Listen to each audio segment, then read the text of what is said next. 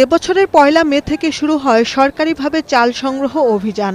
চলতি বোরো মৌসুমে ব্রাহ্মণবাড়িয়ার আশুগঞ্জ থেকে ১৭,০৩৩ মেট্রিক টন সেদ্ধ ও আতপ চাল সংগ্রহের লক্ষ্যমাত্রা নির্ধারণ করা হয়।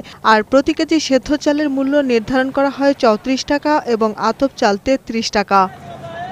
তবে এবার বন্যায় কিশোরগঞ্জ, নেত্রকোনা, হবিগঞ্জ ও সিলেট সহ দেশের হাওর অঞ্চলে ফসলি জমি তলিয়ে যাওয়ায় আশুগঞ্জে ধান ও চালের সরবরাহ অনেক কম। তাই পাইকারি এই বাজারে কেজি প্রতি চালের দাম এখন ৪০ টাকা। এ অবস্থায় বাজারের তুলনায় কম দামে সরকারি গুদামে চাল দিতে চাইছেন না মিল মালিকরা।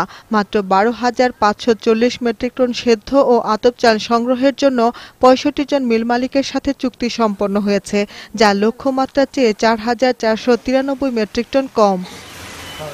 সরকারের সাথে চুক্তি হলেও মিল ব্যবসায়ীরা বলছেন বাজার মূল্যের চেয়ে কমে সরকারি গুদামে চাল দিতে হিমশিম খাচ্ছেন তারা। এ অবস্থায় সরকারি মূল্য বাড়ানোর দাবি তাদের।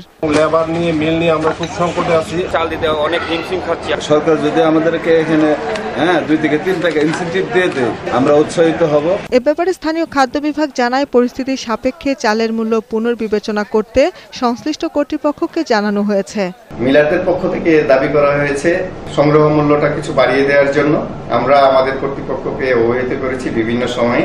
সংশ্লিষ্টরা বলছেন সরকার চালের মূল্য পুনর্বিবেচনা না করলে নির্ধারিত ৩০ আগস্টের মধ্যে চাল সংগ্রহের লক্ষ্যমাত্রা পূরণ হবে না। ডেস্ক রিপোর্ট, বৈশাখী সংবাদ।